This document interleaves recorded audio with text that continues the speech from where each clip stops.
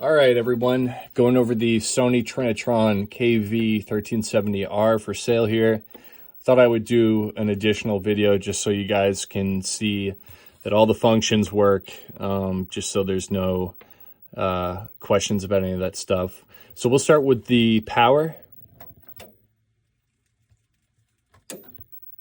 Okay. So I've got my camcorder right here. It's just trained on a part of the wall over there. And I will actually, no, I'll just do it like this. I'll record this right now and it'll pick up my voice, and then I'll show you the speakers work and whatever. Actually, I'll just show you like this. So if we go back to like one of the static channels, you can see speaker works great. Your up channel works, your down, same thing. Volume, obviously you just saw me do that. This thing actually has really good sound for just one speaker. So back to our TV video, which is what you would be using for, oh, there's my voice. Hello, hello, hello. So that's coming from my camcorder. Oh yeah. All right, so aside from those shenanigans, so right here, all the way left, you have your hue. So as you can see, the more I adjust it, the more the hue changes. It's pretty smooth. I'm going to turn that down because it's super annoying.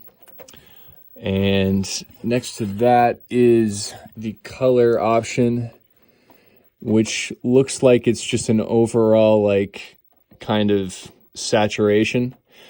Oh, as a side note, any kind of like disturbance that you see on the screen, like whether it's like a line or anything like that, that's not the TV.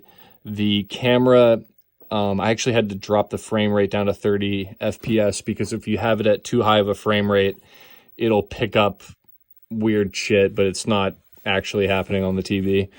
What do we got next? So this is the brightness. You can see the more I turn that up, the brighter it gets, vice versa.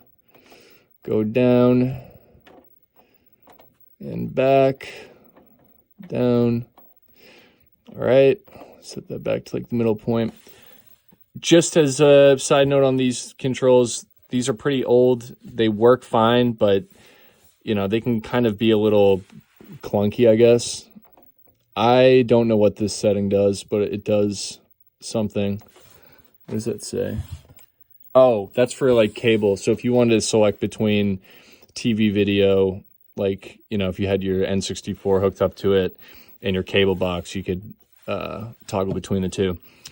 And then finally, this function is like a picture. I don't know if that's like a sharpness, but it does seem to like really, okay, so it's brightness too. This might be like a contrast.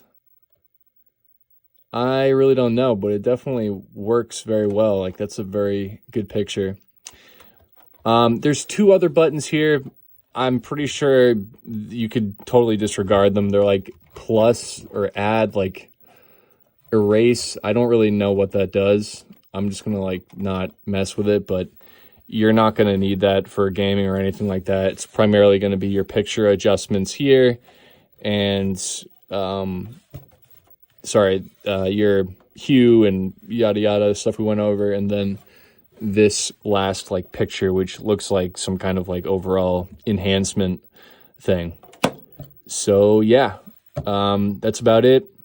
I think I already went over the sound. This isn't like the best example of it, but it gets very loud. And yeah, this is a wonderful TV. I used to game on one of these when I was a kid with PS2, so I hope whoever's trying to either relive that memory or get into retro gaming, you're going to love this TV. This is a total classic, and thank you for checking out the listing. All right, guys, take care.